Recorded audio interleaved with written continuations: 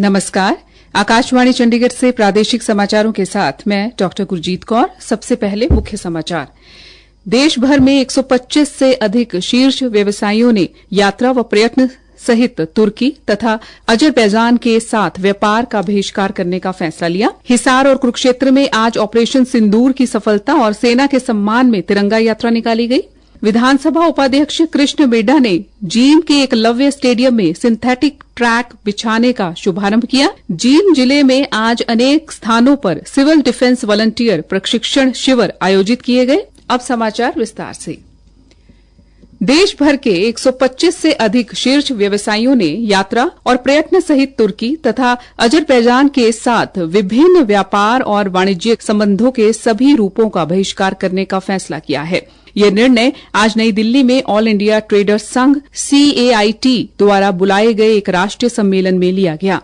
All India traders संघ ने एक बयान में कहा है कि ये प्रस्ताव तुर्की और अजरबैजान द्वारा हाल ही में पाकिस्तान के उन हमलों को समर्थन देने के खिलाफ आया है जिनमें भारत एक संवेदनशील और महत्वपूर्ण राष्ट्रीय सुरक्षा स्थिति पर खतरे का सामना कर रहा है। इस बीच कई प्रमुख भारतीय विश्वविद्यालयों ने राष्ट्रीय सुरक्षा चिंताओं का हवाला देते हुए तुर्की संस्थानों के साथ अपने शैक्षणिक समझौते को रद्द कर दिया है।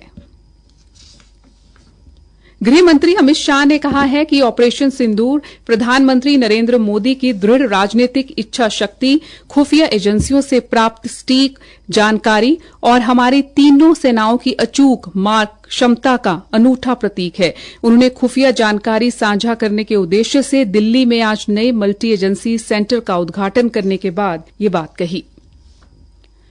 पाकिस्तान ऑपरेशन सिंदूर के दौरान आसमान में अपनी करारी हार का सामना करने के बाद अब भ्रामक दावों को डिजिटल माध्यम से लगातार फैला रहा है।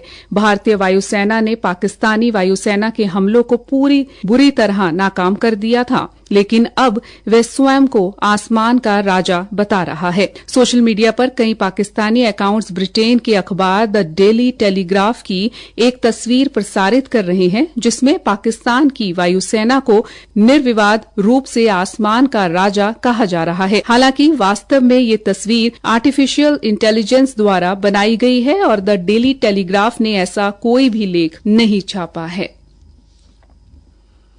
हिसार में आज ऑपरेशन सिंदूर की सफलता और सेना के सम्मान में तिरंगा यात्रा निकाली गई। यह यात्रा आजाद नगर से शुरू हुई और लघु सचिवालय पर जाकर संपन्न हुई। तिरंगा यात्रा में राज्यसभा सांसद किरण चौधरी, कैबिनेट मंत्री रणबीर गंगवा, विधायक रणधीर पनिहार, विधायक विनोद भण्याणा व निर्दलीय विधायक सावित्री जिंदल सहित भाजपा के बड़े नेता व कार्यकर्ता शामिल हुए। इस अवसर पर राज्यसभा सांसद किरण चौधरी ने कहा कि भारत की जीत पर भारतवासी होने के नाते उन्हें गर्व है। उन्होंने कहा उनके पास आज ऐसा सशक्त नेतृत्व है जिन्होंने पाकिस्तान को मुंहतोड़ जवाब दिया है। श्रीमती चौधरी ने कहा कि अब पाकिस्तान दुस्साहस करने से पहले 20 बार सोचेगा।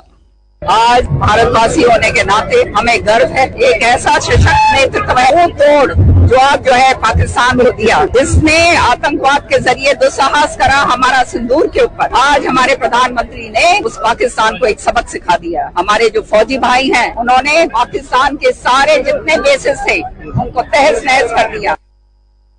इस दौरान मीडिया के सवालों के जवाब देते हुए उन्होंने पंजाब द्वारा रोके गए पानी पर प्रतिक्रिया व्यक्त करते हुए श्रीमती किरण चौधरी ने कहा कि हरियाणा और पंजाब भाई भाई हैं। पंजाब सरकार अपनी राजनीतिक रोटियां सेकने के लिए पानी रोक रही है।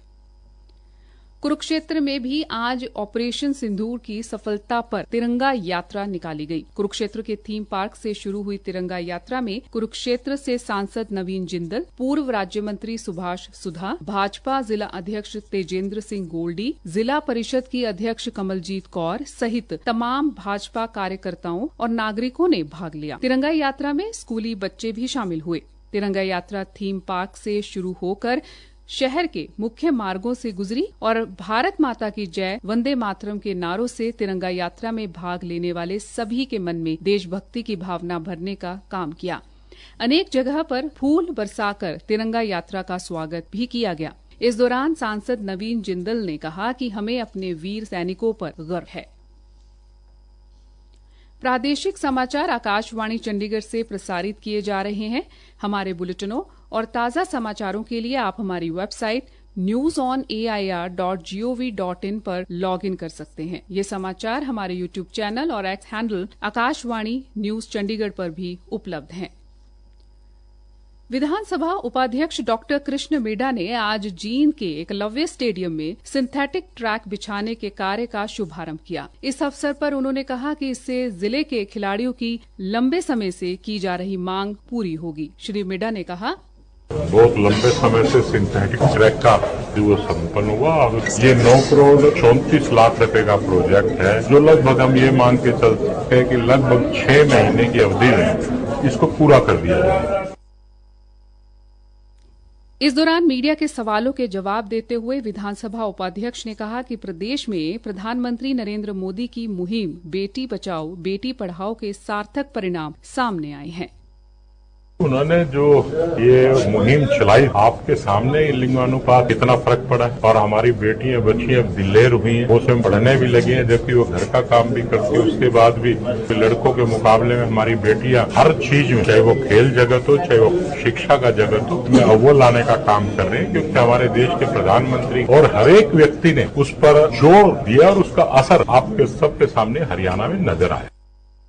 ऑपरेशन सिंदूर की सफलता और सेना के सम्मान में निकाली जा रही तिरंगा यात्राओं के बारे में पूछे एक प्रश्न के उत्तर में उन्होंने कहा, देखिए, ये तिरंगा यात्रा एक वीर सैनिकों के सम्मान में निकाली जा रही है, क्योंकि पार्टी अलग अलग हो सकती है, हमारे विचार अलग अलग हो सकते हैं, लेकिन देश एक है, देश हमारा है। हमें सबको देश के सम्मान में यात्रा में कर प्रत्येक व्यक्ति को भाग लेना चाहिए। और मैं ये सभी से निवेदन करूंगा, जहां पर भी तिरंगा यात्रा निकले, आप अपना योगदान जरूर दें।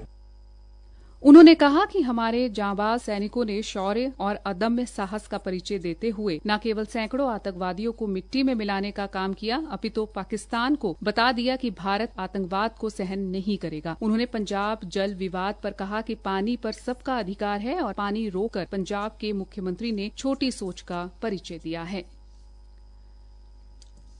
हरियाणा सरकार के आदेश अनुसार आज जिला जींद में अनेक स्थानों पर सिविल डिफेंस वॉलंटियर प्रशिक्षण शिविर आयोजित किए गए। इसी कड़ी में जुलाना के राजकीय महाविद्यालय में सिविल डिफेंस वॉलंटियर के लिए उपमंडल प्रशासन द्वारा प्रशिक्षण शिविर का आयोजन किया गया। हवलदार मुकेश कुमार और बलदेव सिंह के साथ प्रशिक्षण देने आए कप्तान संजय शर्मा ने बताया, 15 हरियाणा बटालियन एनसीसी जींद की तरफ से यहाँ पे आए हैं। यहाँ पर सिविल डिफेंस का लेक्चर ऑर्गेनाइज किया गया है। यदि देश के ऊपर कोई आपातकालीन स्थिति आ जाए, जैसे हाल ही में अभी देखा गया ऑपरेशन सिंदूर, इस चीज का ताजा उदाहरण है। तो ऐसी सिचुएशन में देश की यदि किसी जगह पे बम्बारमेंट होता है, मिसाइल गिरती है, तो वहाँ पर जो कैजुअलिटी होती है उसको किस प्रकार से फर्स्ट एड देना है, इवैक्यूएट करना है। साथ ही यदि किसी वीआईपी की जिम्मेदारी का काम मिलता है तो वीवीआईपी को किस प्रकार से सिक्योर करना है, इन सब चीजों के बारे में बच्चों को जानकारी दी गई। यहाँ पर फायर ब्रिगेड और अन्य कई डिपार्टमेंट से सब लोगों ने इस चीज को सुना, समझा और आने वाले समय में इस चीज को फॉलो करेंगे। प्रशिक्षण शिविर में मौजूद प्रिंसिपल शमशेर सिंह ने बताया कि बच्चों को आपदा के समय जरूरी स्वास्थ्य सेवाओं और प्राथमिक स्वास्थ्य सहायता के बारे में भी जानकारी दी गई। अंत में मुख्य समाचार एक बार फिर से। देश भर में 125 से अधिक शीर्ष व्यवसायियों ने यात्रा व पर्यटन सहित तुर्की तथा अजरबैजान के साथ व्यापार का बहिष्कार करने का फैसला लिया। हिसार और कुरुक्षेत्र में आज ऑपरेशन सिंदूर की सफलता और सेना के सम्मान में तिरंगा यात्रा निकाली गई। विधानसभा उपाध्यक्ष कृष्ण मीडा ने जींद के एकलव्य स्टेडियम में सिंथेटिक ट्रैक बिछाने का शुभारंभ किया। जींद जिले में आज अनेक स्थानों पर सिविल डिफेंस वॉलंटियर प्रशिक्षण शिविर आयोजित किए गए। इसी के साथ ये समाचार बुलेटिन समाप्त हुआ। नमस्कार।